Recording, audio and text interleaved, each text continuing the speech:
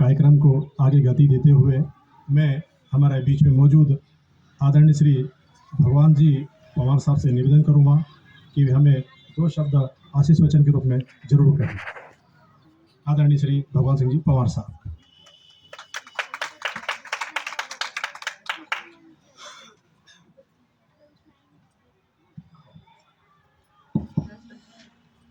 ओम शांति। दादा गुरुदेव को प्रणाम। मधु दीदी जो यहाँ वास्तव में हमारा सबका मार्गदर्शन करती है और हमें यहाँ पर एक जीवन जीने की कला सिखाती है, ऐसी दीदी को प्रणाम, दीदी देव को प्रणाम। एवं इस कार्यक्रम में हमारे मुख्य अतिथि के रूप में पधारे सम्माननीय डॉक्टर साहब, सक्सेना साहब एवं श्रीमती सक्सेना भाभी जी एवं इस कार्यक्रम में पधारी हुई एक को छोड़कर सभी माताएं, बहनें एवं सभी आगंतुक हमारे इस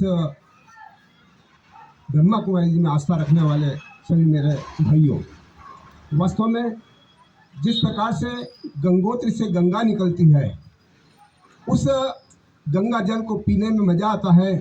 और मधु दीदी जो बोलती है, हमारे इनके जो वचन निकलते हैं, इनको सुनने से जीने में मजा आता है।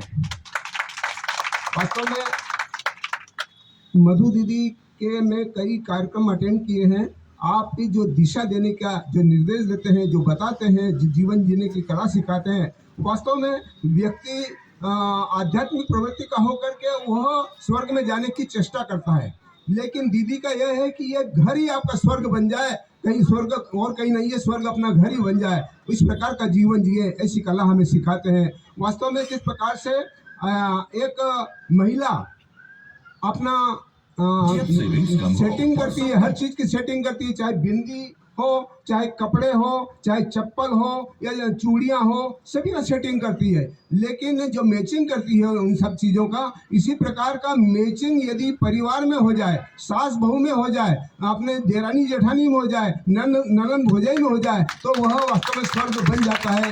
मैं आज के अवसर पर अधिक नहीं कहते कल यही कहूँगा कि वास्तव में जो बीमार होता है वो तो सत्यानाश साहब ठीक कर देते हैं, बीमार को शारीरिक बीमारी तो ठीक कर देते हैं, लेकिन जब मन की बीमारी होती है तो वह ठीक करने के लिए न एलोपैथी में इलाज है, न हेम्योपैथी में है, न रामदेव जी के उस दवाई में है, कहीं भी इलाज नहीं है। उसका इलाज अगर करवाना है तो हमें मधु दीदी के पास आना पड़ेगा, ऐसे कार्यक्रमों को में आना पड़ेगा, तभी हमारे मन की बीमारी दूर होगी।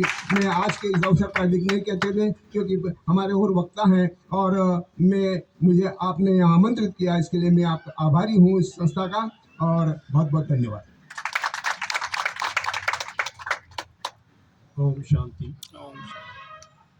अब कार्यक्रम को आगे बढ़ाते हुए वो समय आ गया है कि जब हम सभी लोग हमारी मधु दीदी के मधुर वाणी से सभी अलंकृत हों, सुशोभित हों, तो मैं आमंत्रित करता हूँ हमारे प्रजापिता ब्रह्मा कुमारी ईश्वरी विश्वविद्यालय केंद्र की संचालिका आदरणीय मधु दीदी।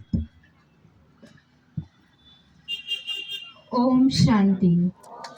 जोर से बोलेंगे ओम शांति।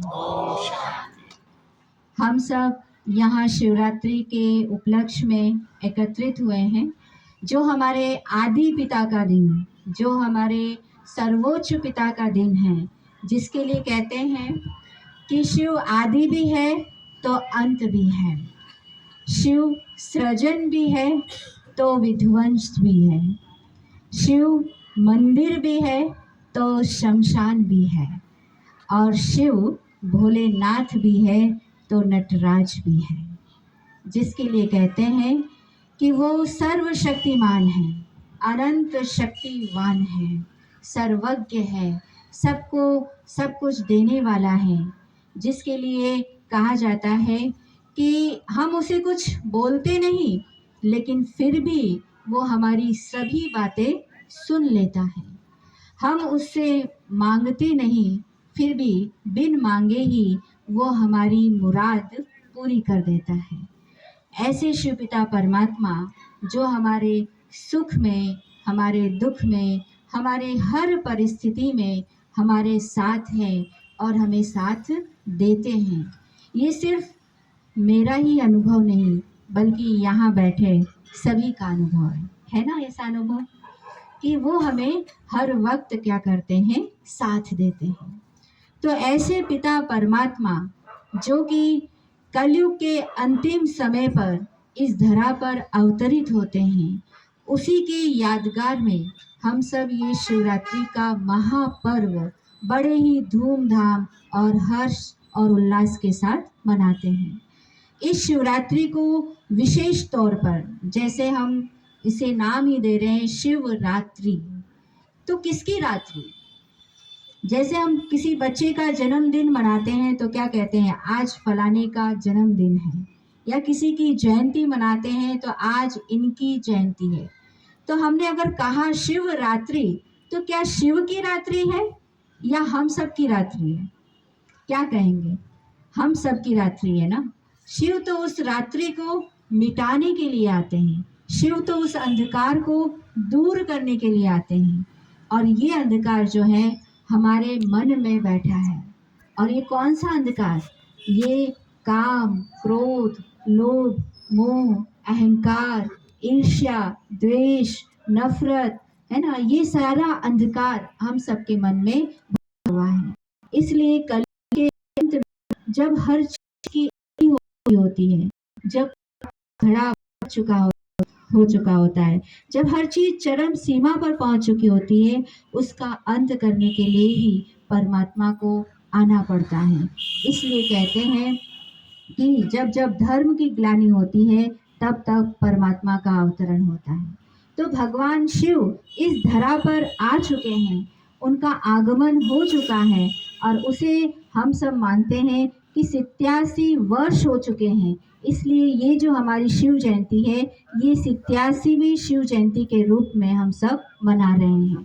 और वो शिव पिता परमात्मा जिस तरह से आते हैं, उन्हें कहा जाता है पर काया प्रवेश होकर आते हैं, क्योंकि शिव पुराण के 4थे अध्याय में इसका पूरा वर्णन किया गया है कि शिव पिता परमात्मा जो है वो ब्रह्मा की ललाट से प्रकट होते हैं। तो कौन से ब्रह्मा? वो आदि देव कौन है जो इस समय आए हैं और उनकी ललाट से शिव पिता परमात्मा प्रकट हो रहे हैं? तो वो यही ब्रह्मा जी हैं।